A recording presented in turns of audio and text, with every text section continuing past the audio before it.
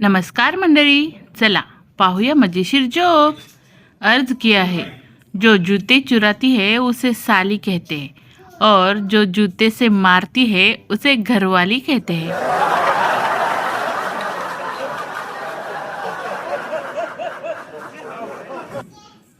मधुचंद्राच्या रात्री नवरा बायकोचा संवाद। नवरा: हे बघ, मला 10 मैत्रिणी आहेत, मी ड्रिंक सुद्धा घेतो, रात्री बेरात्री पार्टीला जातो। बायको: वाटलंच होतं मला, आपल्या दोघांच्या कुंडल्या जुळल्या म्हणजे सगळेच गुण जुळलेच असणार ना।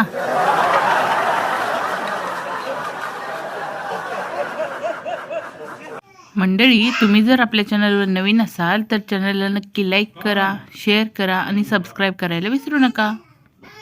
शिक्षक: बंड्या, तू नेहमी शाळेत टोपी घालून का येतो? बंड्या: कारण कुणाला कळायला नको की माझ्या डोक्यात काय चाललं आहे ते।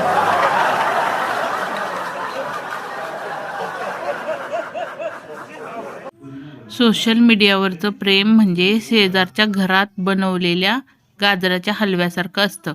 भेटत तर काहीच नाही, पण सुगंध अख्ख्या गल्लीत पसरलेला असतो।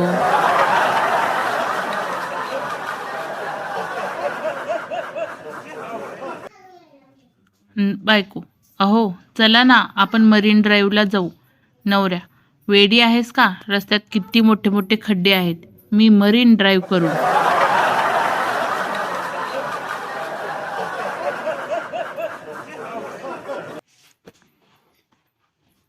मस्तानी ही बाजीरावची दुसरी पत्नी होती, जिच्यावर तो फार प्रेम करायचा। मुमताज ही शहाजहानची 8वी पत्नी होती, जिच्यावर त्याने जीवापाड प्रेम केले व ताजमहाल बांधला। जोधा ही देखील अकबरची 10वी पत्नी होती, जिच्यावर तो सर्वात जास्त प्रेम करायचा। इतिहासाचा अभ्यास करून असे लक्षात येते की कोणीच स्वतःच्या पहिल्या पत्नीवर प्रेम करत नाही। निर्णय तुमचा, माझं काही म्हणणं नाही बुवा।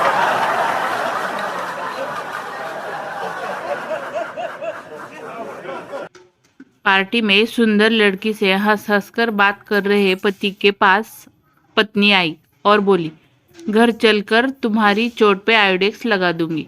पति: पर मुझे चोट कहाँ लगी है? पत्नी: अभी हम घर भी कहाँ पहुँचे हैं।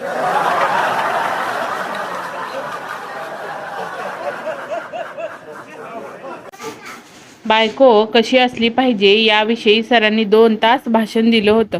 पोरांनी ते रेकॉर्ड करून त्यांच्या बायकोला पाठवलं। 2 दिवस झाले सर शाळेतच आले नाही।